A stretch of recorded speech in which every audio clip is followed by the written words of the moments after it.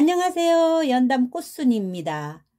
어느 날 제가 집 근처 밭둑을 걷고 있는데 연보라빛 꽃들이 다닥다닥 하고 모여있는 거예요.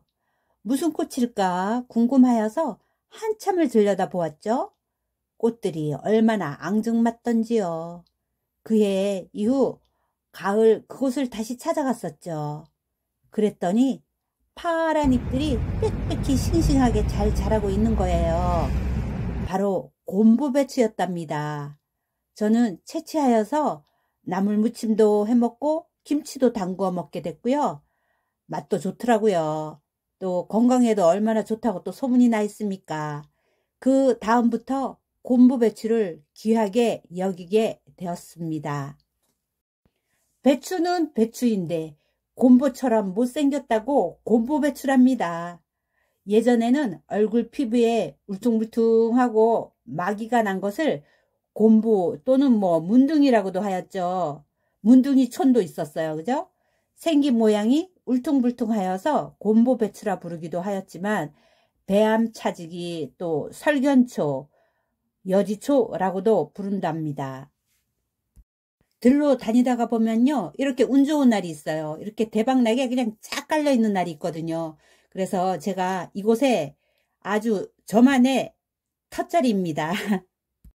곰보배추는 꿀풀과 두해살이 풀로 5월에 개화하여서 7월에 종자를 퍼뜨려 발아대면 가을에 돋아납니다. 가을에 돋아나고 12월경 동절기를 보내면 배암차지기는 땅속에 그 다음에 붉어져요. 붉은 잎으로 추우면 납작 엎드려 있다가 이른 봄부터 파란 잎으로 성장을 하여서 무수히 많은 꿀꽃들을 피워서 씨앗을 퍼뜨리고 번식을 합니다.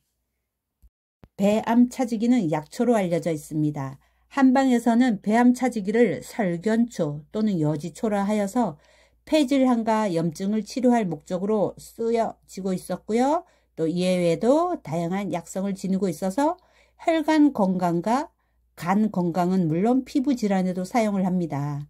특히 치통에 많이 이용하였습니다. 예전에는 이제 치과 병원이 없었으니까 치아가 아프잖아요. 이가 아픈 거 얼마나 고통스러운데요. 그러면은 이제 가서 이거 배암차지기를 한 입 떼다가 센 걸로 씹었습니다. 씹은데 사실 맛은 없어요. 배암차지기 전초는 쓴맛이 강하고 비린내가 나는 약초였어요. 그렇지만 식용을 하시면 몸에 이로운 음식이고 또 김치를 담아 먹기도 했고요. 또 데쳐서 나물로도 무쳐 먹습니다. 봄에 보면은요 이렇게 떡잎이 많이 나 있어요. 차라리 가을에는 이렇게 파랗습니다. 제가 비 오는 날 오늘 채취를 하고 있는데요. 이렇게 너무너무 예쁜 파란색입니다. 차라리 가을에 이렇게 파랗게 잘 자라 있더라고요. 채취를 하여서 깨끗이 씻은 곰보배추입니다. 곰보배추하고 달맞이꽃 잎 두 가지를 가지고 데쳐서 제가 오늘 나물 무쳐 먹을 거예요. 이거 고추장으로 해서 새콤달콤하게 무칠 겁니다. 오늘 데쳐서 꼭 짠 곰보배추는요. 다음에는 또 곰보배추입니다.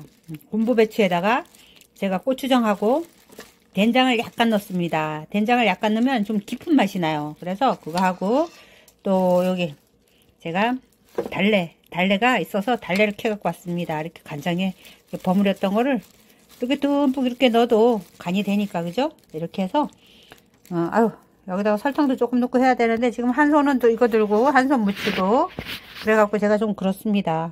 이걸 어떻게 해야 되지? 장갑을 벗어야 되나? 가루를 좀 벗고 자 조금 새콤하게 설탕도 넣고 그리고 또 이거 맛이 곰보배추 같은 경우는 좀 익숙하지 않은 맛이 있어서 이렇게 고춧가루 같은 걸로 이렇게 조금 넣어서 칼칼하게 하고요. 그런 게 좋아요. 그리고 자 마늘도 넣겠습니다. 마늘도 넣고 또 제가 나중에 넣어야지 되는데 제가 효소를 이렇게 복분자를 산에 가서 따다가 또 복분자 효소를 오늘은 조금 넣을 건데요. 이렇게 효소도 약간 넣어서 약간 새콤한 맛도 냅니다. 저희 집에 효소가 한 100여 가지 되거든요. 근데 또 이렇게 양파 효소 이거 20년도 또 해갖고 해놨다가 양파 효소 김치 같은 거 담글 때는 또 양파 효소를 이용합니다. 이렇게 해서 쪼물쪼물하고 무치겠습니다. 이렇게 해서 또 이제 이야 색도 봐보세요. 이야 진짜 웬일이니. 이렇게 들에 나는 나물은 진짜 향기롭고 뭐든지 다 맛있어요. 이런 것만 먹다가 이제 시장에 가서 뭐 시금치 나물이고 뭐고 사면 나물 향이 안 나니까 너무 밍밍하고 나물 같은 맛이 안 나요. 저희는 이제 이렇게 해서 무쳐서 먹습니다. 색깔 보세요. 때깔 끝내주죠? 네. 마지막에 제가 참기름을 동동 넣었습니다. 그랬더니 훨씬 더 맛깔나네요. 저희가 참기름 검정깨로 짠다 그랬죠?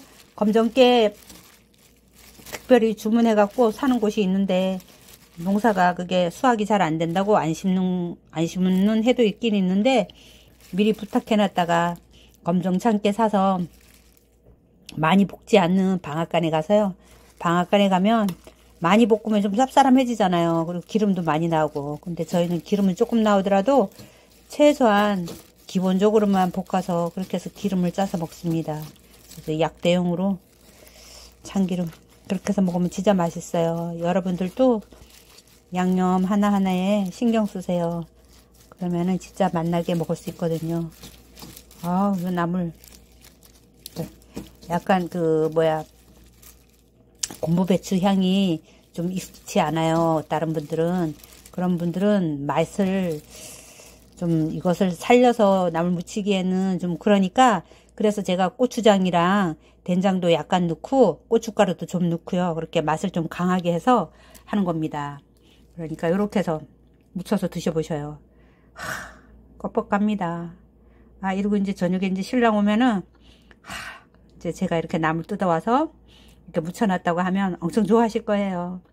오늘 저녁도 맛나게 먹을 겁니다. 배암 차지기에는 차가운 성질을 가지고 있어서 심한 고열을 내려주는 성질도 함께 가지고 있고요.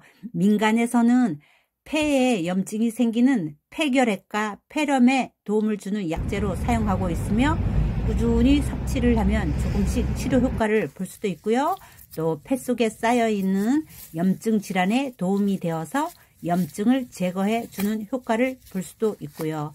깨끗한 폐를 유지할 수 있게 하는데 도움을 줍니다. 한약명으로 배암 차지기인 이 약초를 드신 분들 중에 만성기관지염 환자분들이 호전된 것으로 알려지고 있고요. 이 중 가래가 심한 환자분들에게 효과가 나타난 것으로 또 알려지고 있습니다. 유선염 환자분들을 대상으로 치료를 했을 때는 폴리페놀 성분이 많이 함유하고 있어서 유방 암세포를 사멸시키는 효과도 있다고 합니다. 답답한 코에 채취한 배암 차지기를 이겨서 코 속에 넣었다가 빼주면 하루 한 30분 후에 또 1회 이렇게 2회 정도 하면 효과를 볼 수 있다고 합니다. 배암 차지기는 피부 질환 중 아토피 피부염과 습집 가려움증과 같은 피부 질환에 효과를 볼 수 있고요. 또 채취한 배암 차지기를 짓지어서 한부에 발라서 마를 때까지 두었다가 떼어주면 피부병이 호전되고요. 또 피부결도 한결 부드럽게 되는 효과를 볼 수 있고요. 또 배암 차지기로 우려낸 물을 달여서 이용 시 편도염과 인후염, 요실금과 방광염에도 효과를 볼 수 있고요. 또 혈액순환 및 신장염을 다스리는 데도 도움이 됩니다. 약재로 사용하실 때는요. 물 3리터에 건제 한 홉 정도 15g 정도를 넣고요. 물이 3분의 1 정도로 줄어들 때까지 달여서 드실 때는 따뜻하게 드시는 게 좋습니다. 왜냐하면 이게 찬 성질을 가지고 있기 때문에 1일 2 내지 3회 정도 따뜻하게 해서 드셔보세요. 또 다리실 때는 대추를 함께 넣어서 다리시면은 차가운 성분을 가진 것을 따뜻한 체질로 바꿀 수 있는 또 역할도 하겠죠. 또한 지혈작용에 효과가 있어서 소변에 피가 섞여 나오는 증상과 생리불순 그리고 자궁염과 여성질환 등에도 효과를 볼 수 있다고 합니다. 피부 노화는 물론 음용 후에 몸도 가뿐해지는 것을 느낄 수 있고요. 피부 건조증에도 도움을 주어서 또 피부가 뽀송뽀송해진다고 하니까 여러분 한번 열심히 드셔보셔요. 긴 시간 함께 해주셔서 감사합니다. 구독, 좋아요 꼭 부탁드립니다. 연담 꽃순이였습니다. 안녕히 계세요.